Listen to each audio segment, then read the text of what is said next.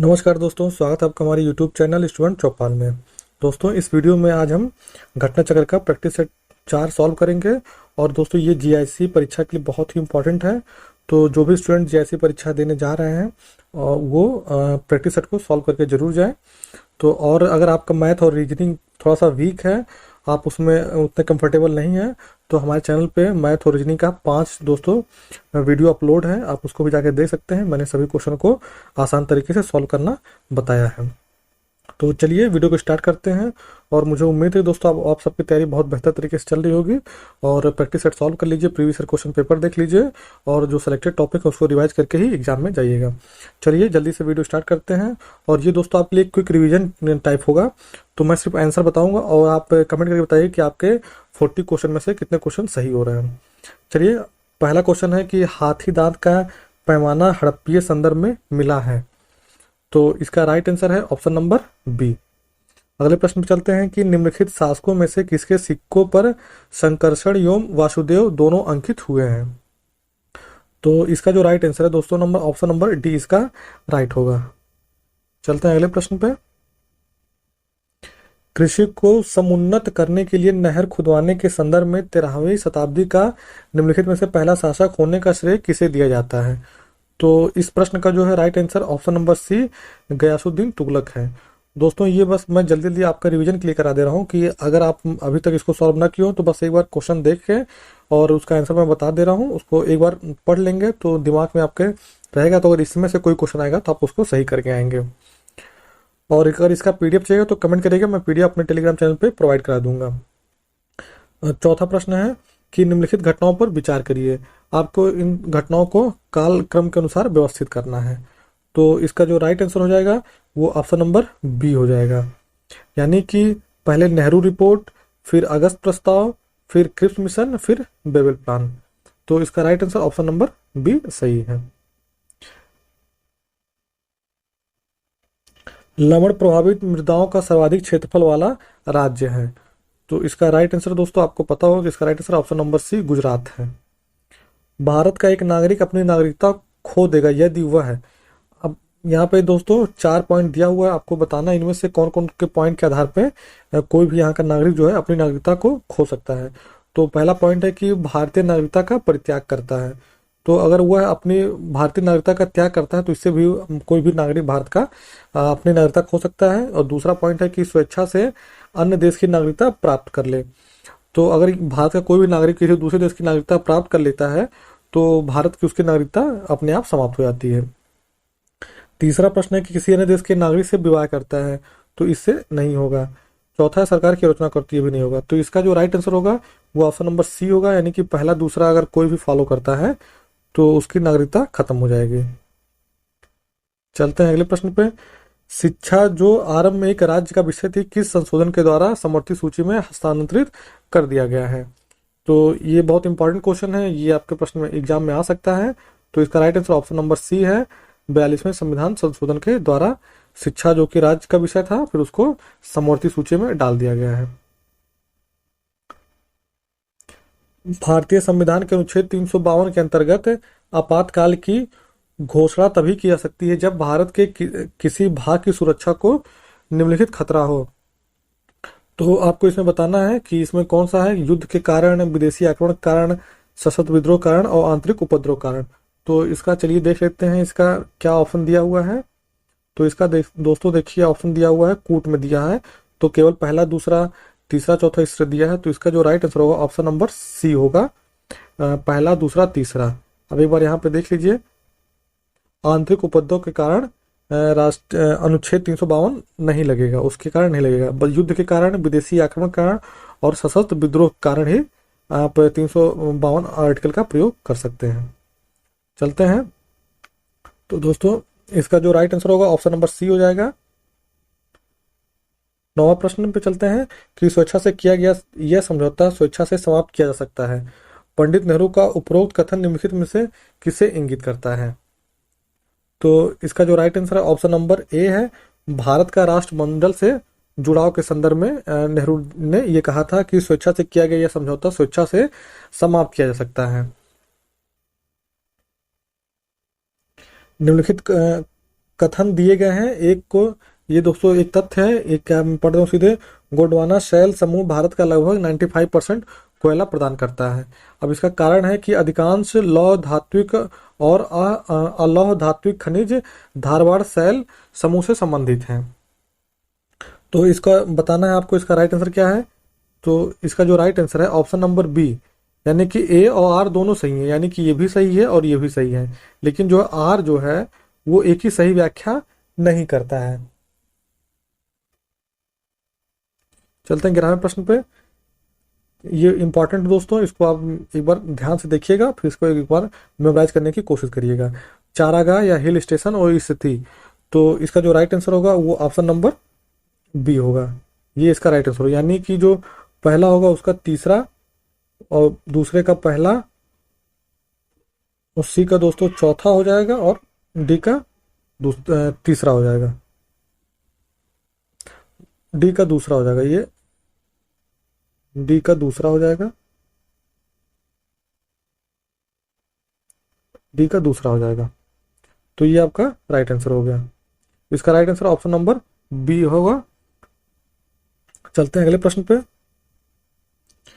सूची ए को सूची दो से मिलान करना है। ये खनिज है और ये देश है, तो इसका जो राइट आंसर होगा ऑप्शन नंबर ए हो जाएगा।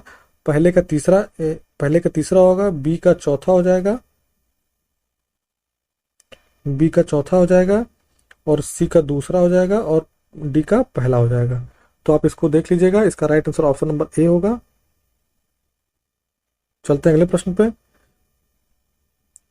राष्ट्रीय दोस्तों, आप लोग भी मेरे साथ साथ इसको सॉल्व करते रहिए और कमेंट करके बताइए कि 40 क्वेश्चन में से आपके कितने सही हो रहे हैं या कितने क्वेश्चन आप कर सकते हैं। 13 का, राष्ट्रीय पर्यावरण अभियांत्रिकी शोध संस्थान नीरी कब और कहाँ स्थापित किया गया है। ये दोस्तों इसका right answer option number B है। क्वेश्चन नंबर 14, निम्नलिखित में से व्याघ्र अभयारण्य कौन सा नहीं है।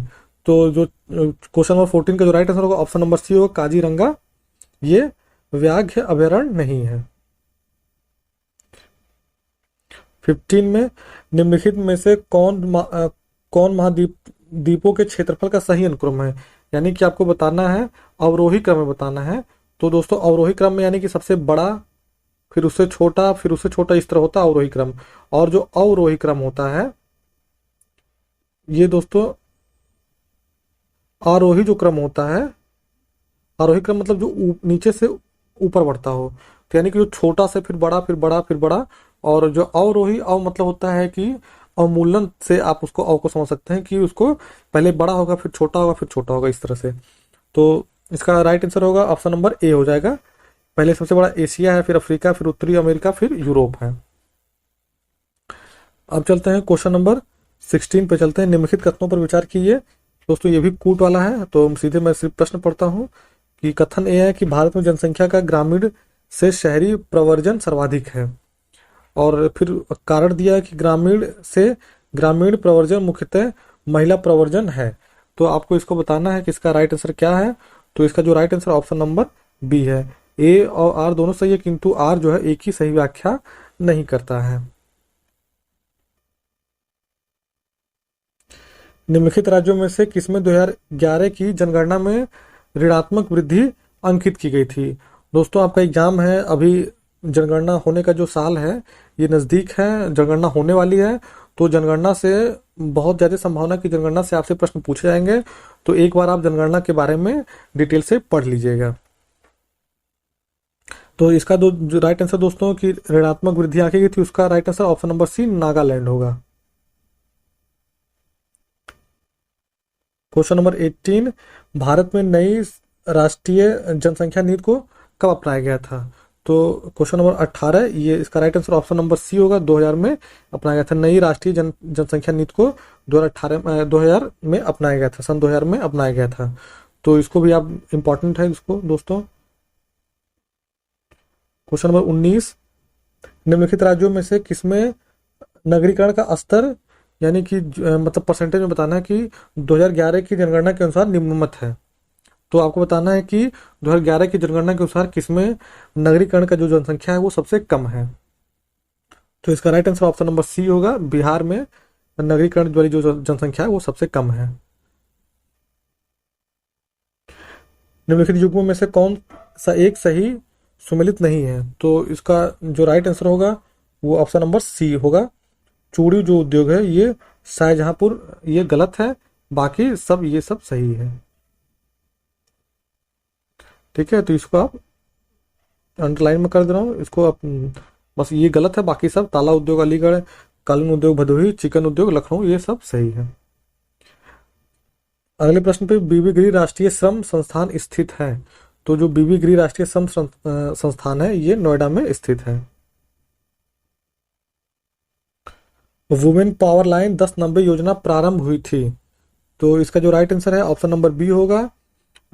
15 यानी कि 15 नवंबर 2012 को स्टार्ट हुई थी। निम्नलिखित में से भारत में विमुद्रीकरण का कौन औपचारिक उद्देश्य नहीं है? तो 23 का जो इसका राइट आंसर दोस्तों ऑप्शन नंबर डी होता है। जीडीपी की विकास दर में वृद्धि करना होता है, ये इसका औपचारिक उद्देश्य नहीं होता। बाकी ये सब जो होता है, ये उपरोक्त जो तीनों है, ये इसका उद्देश्य होता है कि अर्थव्यवस्था में नकदी की मात्रा को कम करना, समव्यवहार के अंकीय तरीकों का अधिक उपयोग करना और कर आधार को बढ़ावा देना, ये सब होता है। और ये जीडीपी का विकास दर में वृद्धि करना इसका औपचारिक उद्देश्य नहीं होता है। निम्नलिखित कथनों में से कौन सा कथन उदर कोट इस समिति के विषय में गलत है? तो आपको बताना है कि उदर कोट समिति के विषय में गलत है। तो इसका जो राइट आंसर होगा ऑप्शन नंबर डी इसका राइट आंसर है। अब ये सब आप इस समिति के बारे में पढ़ सकते हैं, ये सब सही है कि यह समिति सेबी द्वारा गठित की गई है। इसका संबंध निगमीय प्रशासन से है। इसने संस्तुति की है कि कंपनी बोर्ड के कम से कम आधे सदस्य स्वतंत्र निदेशक होने चाहिए। तो ये सब आप इसको उदर कोट समिति के बारे में ये इंफॉर्मेशन आपको पता चल गया, और ये गलत है। ऑप्शन नंबर डी जो है ये गलत है, इसके विषय में ये गलत सूचना है कि इसने संस्तुति की है कि अध्यक्ष तथा प्रबंधक निदेशक के पद पर एक ही बने रहना चाहिए। गलत है, ये इसकी संस्तुति नहीं थी। तो इस प्रश्न के अनुसार इसका right answer option number D हो जाएगा, और ये तीनों आप एक बार पढ़ लीजिएगा। चलते हैं 25 पे। दोस्तों इसमें बताना कि सूची 2 का मिलान करना है। तो जो इसका राइट आंसर है वो ऑप्शन नंबर बी इसका राइट आंसर है। पहले का तीसरा हो जाएगा, और बी का दोस्तों चौथा हो जाएगा, और सी का पहला हो जाएगा, और डी का फिर दूसरा हो जाएगा। अब इसमें देख लीजिए कि कृत्रिम रूप से फलों को पकाने के लिए किसका यूज किया जाता है? एथिलीन का किया जाता है। Baking soda, sodium bicarbonate baking soda होता है। शीतल पेय में दोस्तों कार्बन डाइऑक्साइड का यूज किया जाता है। और क्वार्ट जो होता है दोस्तों, ये सोडियम सिलिकेट होता है।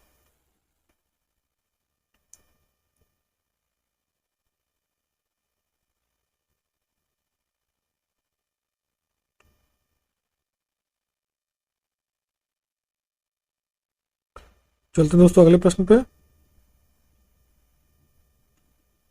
क्वेश्चन 26, सामान्य ताप पर निम्नलिखित में से कौन सा तत्व द्रव के रूप में पाया जाता है?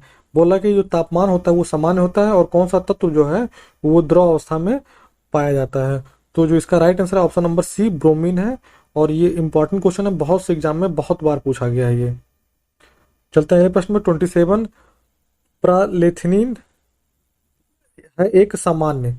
अब इसको बताना है कि प्रालेथिन जो है वो किस चीज में इसका यूज किया जाता है। तो ये दोस्तों होता है कि मच्छर विकर्षक होता है ये। 28, पित्ताशय में उपस्थित पथरी निम्नलिखित में से किसका पाचन प्रभावित करती है?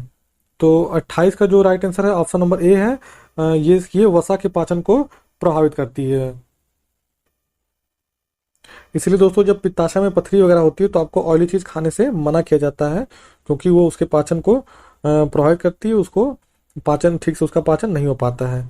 तो आप ठीक है, तो इसका राइट आंसर वसा हो जाएगा। और बाघों का प्रमुख रिजर्व सरिस्का किस राज्य में अवस्थित है? तो 29 का जो राइट आंसर है ऑप्शन नंबर बी है, राजस्थान में सरिस्का अवस्थित है।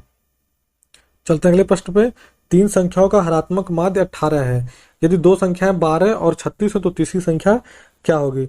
आप लोग इसको सॉल्व करिएगा, अगर नहीं आएगा तो कमेंट करिएगा, मैं आप तक आंसर सॉल्व करके उसको सेंड कर दूंगा।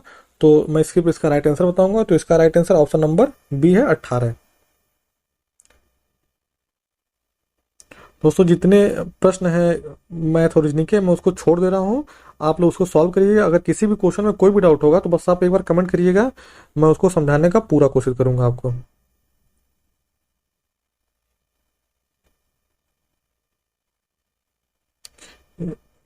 चलते हैं दोस्तों, क्वेश्चन 36 से स्टार्ट करते हैं। 36, दिसंबर 2020 में राज्य सरकार की निर्देशिका तक डिजिटल पहुंच सुनिश्चित करने के लिए मोबाइल ऐप डिजी नेस्ट का प्रारंभ किस राज्य सरकार द्वारा किया गया है? तो आपको बताना है कि डिजी नेस्ट का प्रारंभ किस राज्य सरकार ने किया है। तो जो इसका right answer option number D इसका है, पंजाब ने किया है। म्यांमार ने कौन सी भारतीय पनडुब्बी को अपनी नौसेना में शामिल किया है? तो ये बहुत अच्छा क्वेश्चन है। तो इसका right answer option number B है, आईएनएस सिंधुवीर को म्यांमार ने अपनी नौसेना में शामिल किया है। Question number 38, Indian coast guard ने maritime search and rescue operation में सहयोग के लिए 7 एशियाई देशों के साथ समझौता ज्ञापन पर हस्ताक्षर किए हैं। निम्नलिखित में से कौन सा देश इस समझौता का सदस्य नहीं है? तो दोस्तों इस समझौता का जो सदस्य देश नहीं है वो है ऑप्शन नंबर डी, लाओस नहीं है। बाकी जापान, श्रीलंका, थाईलैंड, ये सब इसके सदस्य देश हैं। हाल में ही देश के पहले सड़क सुरक्षा माह का उद्घाटन किया गया है। ये दोस्तों इंपॉर्टेंट क्वेश्चन है, ये आ सकता है एग्जाम में। 39 का जो right answer option number A है, 28 जनवरी 2021 को ये स्टार्ट किया गया है। क्वेश्चन नंबर 40, 8 जनवरी 2021 को केंद्र सरकार ने नेताजी सुभाष चंद्र बोस की 125वीं जयंती मनाने हेतु किसकी अध्यक्षता में एक उच्च स्तरीय समिति का गठन किया है? तो आपको बताना किसकी अध्यक्षता में। तो इसका right answer option number D है, प्रधानमंत्री की अध्यक्षता में एक समिति गठन किया गया है। और आप ये भी याद रखिए कि नेताजी सुभाष चंद्र बोस का हाल में ही 125वीं जयंती मनाई गई थी। तो चलते हैं दोस्तों, ये आपके 40 क्वेश्चन कंप्लीट हो चुके हैं। आप कमेंट करिए कि आपके कितने क्वेश्चन सही हो रहे हैं। और अगर आपको मैथ रीजनिंग में किसी भी में कोई डाउट है तो एक हमारे इस प्लेलिस्ट पे जीआईसी प्रवक्ता, ठीक है, जीआईसी प्रवक्ता 2021 के नाम से एक प्रैक्टिस सेट का प्लेलिस्ट है। तो मैं उसका लिंक जो है डिस्क्रिप्शन में दे दूंगा, आप वहां से जाके आप अगर मैथ और रीजनिंग में कमजोर हैं तो सिर्फ मैथ और रीजनिंग वाला जो पार्ट है उसको देख सकते हैं और अपनी तैयारी को बेहतर कर सकते हैं। तो चलिए दोस्तों, वीडियो को यहीं पे ख़त्म करते हैं, मिलते हैं फिर नेक्स्ट वीडियो में। तब तक के लिए धन्यवाद।